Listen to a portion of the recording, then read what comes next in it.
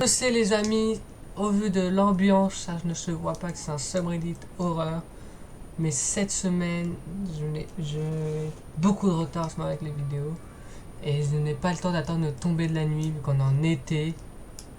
Enfin bientôt en été que le soleil se couche très tard, je n'aurai pas le temps de tourner ce soir.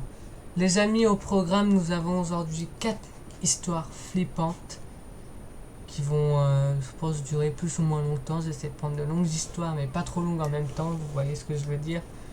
Et je me rends compte qu'on est déjà à l'avant-dernière histoire de l'année, de la saison, je veux dire. On va directement y aller, on ne perd pas de temps, mais avant ça, je voulais juste parler en 2 mots.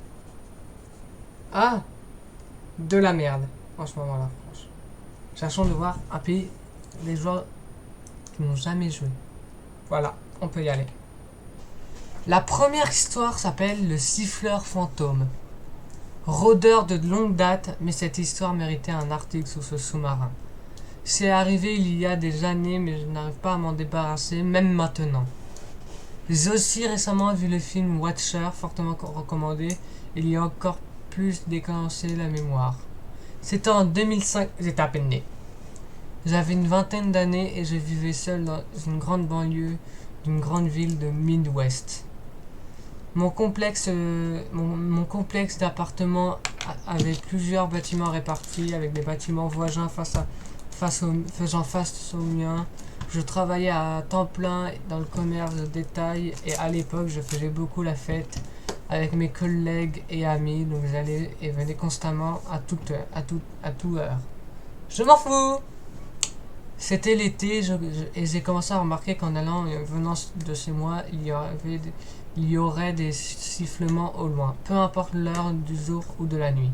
Cela semblait se produire chaque fois que j'allais à ma voiture pour partir ou que je marchais dans ma voiture au bâtiment en revenant. Le trottoir de ma plage de parking à la porte d'entrée était assez long. Il aurait donc fallu peut-être 90 secondes pour aller du point A au point B. Pendant tout ce temps, étant exposé à l'air libre, sans armes ni obstacle à la vue de cette passerelle, c'était clairement visible pour qui que ce soit.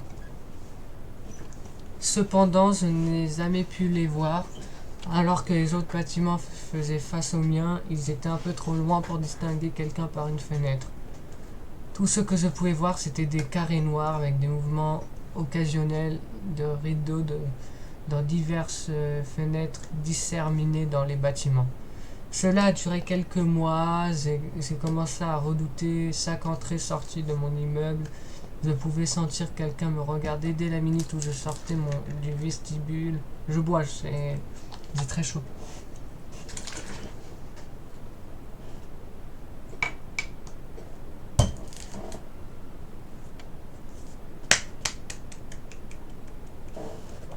Pas besoin d'applaudir, je sais.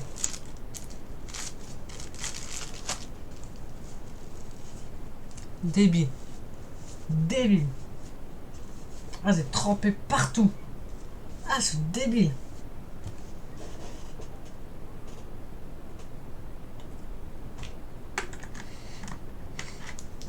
Ah la vache. Bref, alors, cela a duré plusieurs mois, nanana.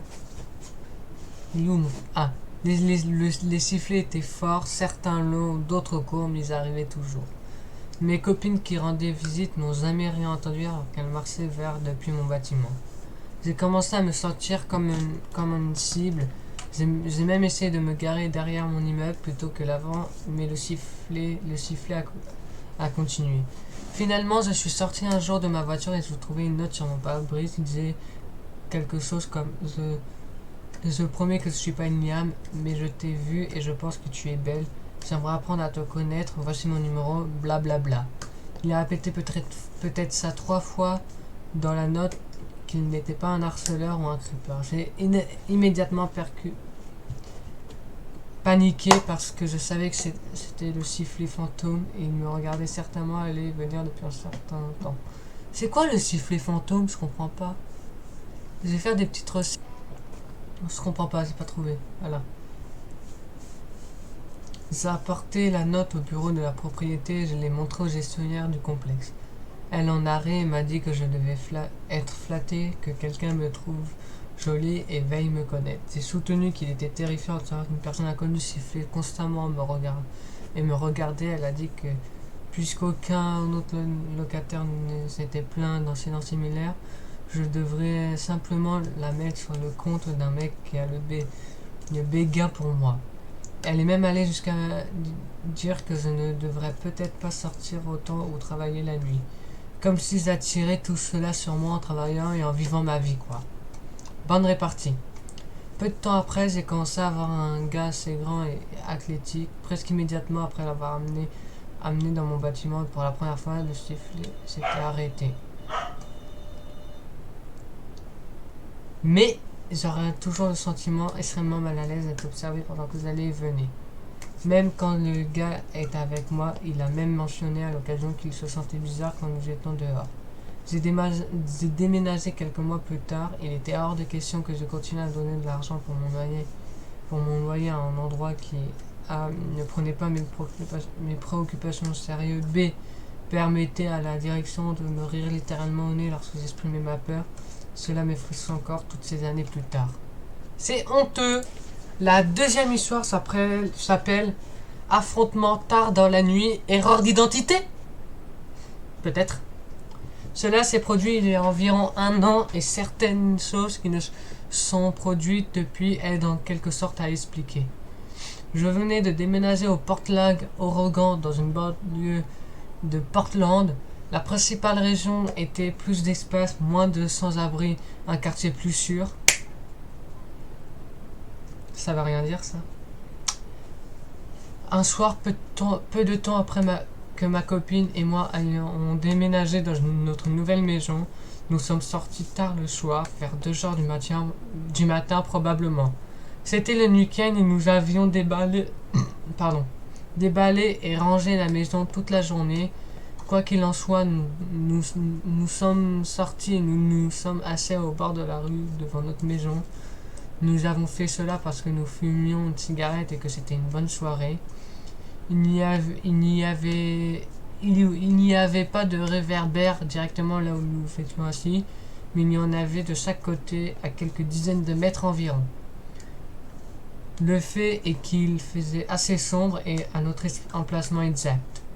Quoi qu'il en soit, nous sommes assis là et à discuter de l'aménagement de notre maison et blabla en train de déchirer nos clopes. Soudain, une voiture roule dans la rue très très lentement, assez étrange car c'est un quartier calme et comme 2h du matin, mais quoi que nous pensions.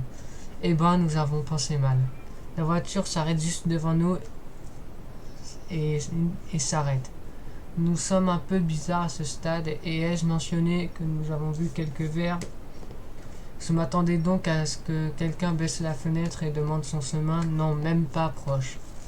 Un homme hispanique d'une 40aine d'années, très bien habillé mais portant une quantité insensée de chaînes en or, sort. Il ne dit rien, il sort et marche jusqu'à l'avant de sa voiture et s'assit dans le capot.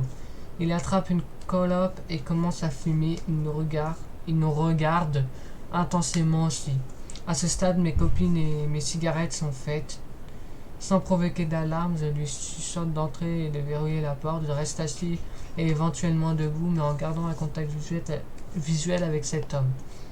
Elle ne discute pas ce qu'elle ferait normalement parce qu'elle est comme ça. Elle entre et verrouille la porte. Après environ 5 minutes, et sans que ni moi ni le gars ne disent quoi que ce soit, je me dirige vers la porte de ma maison et la déverrouille avec mes clés. Je la verrouille immédiatement. Je regarde l'homme à l'extérieur de la maison. Il démarre peu de temps après que je sois rentré. Depuis lors, des adjoints du shérif et des amateurs au tribunal se sont présentés à notre maison à la recherche d'un ancien locataire. Apparemment, c'était un très mauvais type. Il était également recherché et notre adresse était la seule adresse qu'il avait pour lui. Ma seule théorie est que le gars ce soir-là cherchait aussi et a été surpris de nous voir et pas lui. Ok, histoire suivante. Avant-dernière histoire de la vidéo. Travailler seul dans un bâtiment effrayant. Je travaillais pour un petit bureau qui ne comptait que 5 employés. Le plus souvent, entre prendre des vacances ou être malade, je me suis retrouvé à être la seule personne à travailler le vendredi ou le lundi plus de fois que je ne peux en compter. Un après-midi, j'ai marché dans le couloir pour aller à la salle de bain et pendant que j'étais dans la salle de bain, je pourrais jurer que j'ai entendu un ce qui ressemblait à des pas au-dessus de ma tête. Personne d'autre n'était à ce bâtiment à ce moment-là, et c'était un bâtiment d'un étage, ce qui signifierait que quelqu'un était sur le toit. Je suis sorti de la salle de bain et j'ai traversé le bâtiment, mais je me sentais très mal à l'aise parce que je pouvais jurer que j'avais entendu quelque chose sur le toit, mais je ne pouvais pas comprendre ce que c'était. Après cela, c'était calme pour le reste de l'après-midi. À une autre occasion, j'étais dans la cuisine du bâtiment et encore une fois, je pourrais jurer que j'ai entendu ce qui ressemblait à des pas près de la cuisine elle-même, mais quelque part dans le couloir qui menait à la cuisine. Encore une fois, j'ai fait le tour du bâtiment seul et je n'ai rien entendu d'autre du reste de l'après-midi. Mais cette fois, les poils de mes bras se dressaient. Le temps entre ces expériences était d'au moins 4 mois. À quelques reprises, j'ai demandé à mes collègues lorsqu'ils étaient dans le bâtiment avec moi s'ils avaient déjà entendu quelque chose d'étrange.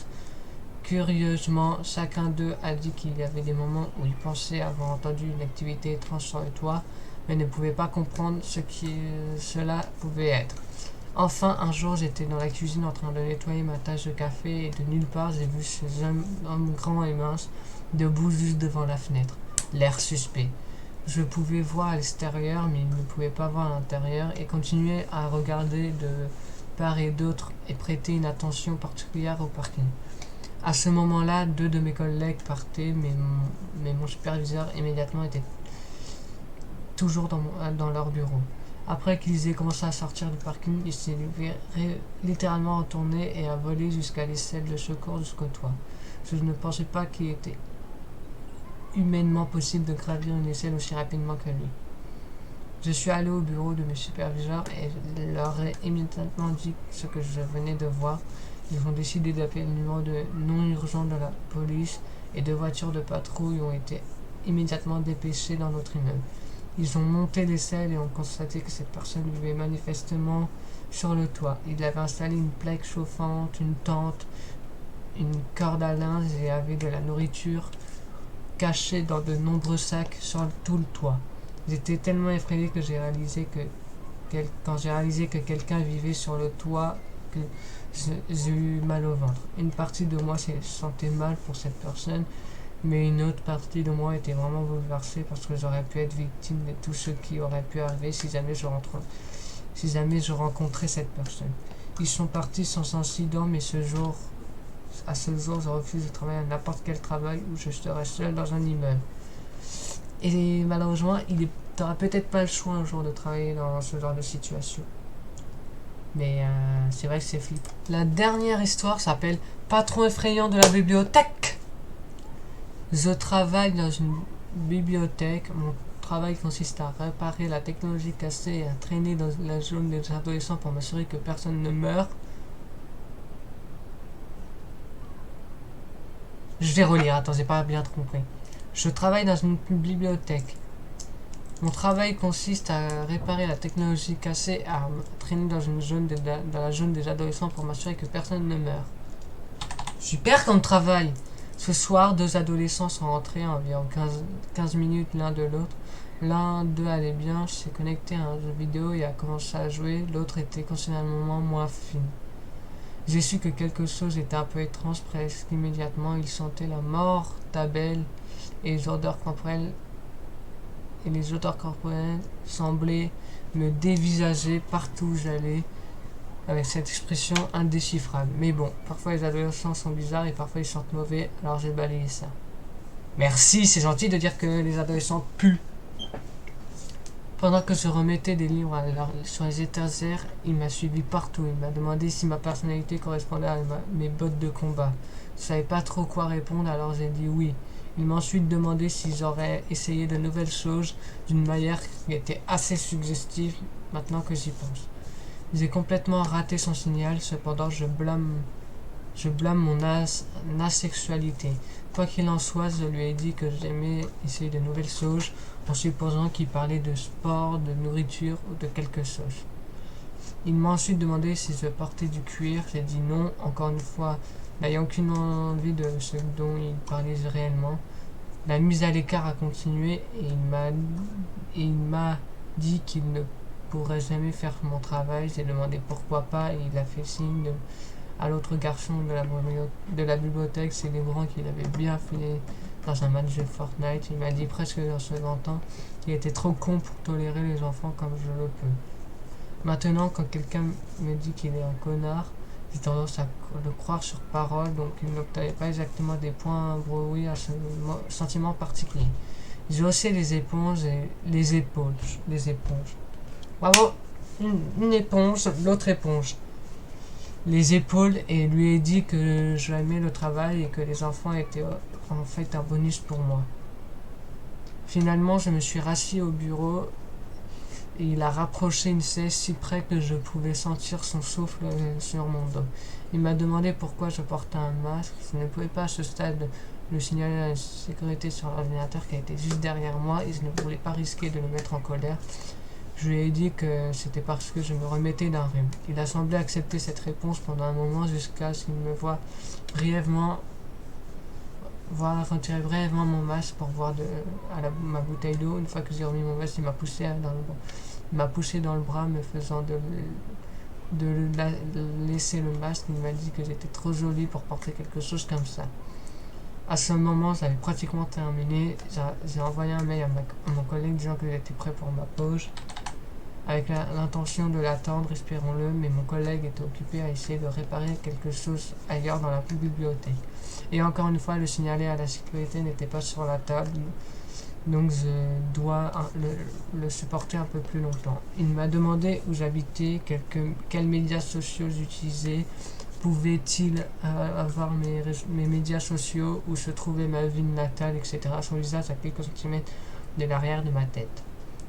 Finalement, il se leva pour partir et sortit de ma pièce. J'ai poussé un soupir de soulagement et j'ai repris ce que je faisais avant. Mais ensuite, il est revenu et a continué à parler. Mon collègue est arrivé juste au moment où je lui ai expliqué une fois de plus qu'il n'était pas professionnel de lui donner mes noms d'utilisateurs de médias sociaux. Et je me suis très rapidement levé et suis allé aux toilettes souhaitant une bonne nuit à l'autre garçon, en espérant qu'il comprendrait l'allusion et pas. Non. Il était encore là quand je suis revenu. Mon collègue m'a remercié d'être venu pour le sauver du client apparemment, alors que le garçon ne harcelait pas sexuellement le collègue. Il était inexplicablement intense. Il a tenté d'engager plus de conversations après cela, mais je pense qu'au bout d'un moment, il s'est ennuyé et est parti. Je l'ai signalé à la sécurité, j'ai essayé de redevenir productif, mais je voulais juste appeler ma mère et me mettre au lit à ce moment-là. À ce moment-là. Donc pas grand-chose d'autre n'a été fait. T'as croisé un jeune homme bizarre. Bizarre. Les amis, avant que cette vidéo sur Reddit se termine, j'ai 2-3 trucs à vous dire. Je disais en début de vidéo, l'avant-dernier subreddit de la saison, c'est bien le cas. Mais en ce moment, je suis en grande panne d'inspiration. Donc, si vous pourrez m'aider, s'il vous plaît, à me retrouver de l'inspiration, ça me serait fortement gentil et ça m'aiderait fortement. Deuxième chose, est-ce que pour la saison 2022-2023, vous voudrez avoir plus de collabs, de vidéos à deux que seul comme je le fais actuellement? Est-ce que ça vous plairait, ça? À vous de me le dire. Et dernière chose, j'aimerais bien faire une vidéo où genre je regroupe pas mal de monde, une espèce de questions pour un champion. Et qui vous aimerez voir? Est-ce que ce sera plus des personnes que j'ai connues au lycée, des potes? Qui vous aimerez voir? Voilà. Ça pourra arriver durant les prochaines saisons. Sur ce, les amis, c'est la fin de cette vidéo. J'espère qu'elle vous aura plu. N'hésitez pas à liker, partager, commenter. Abonnez-vous. Adios les studios.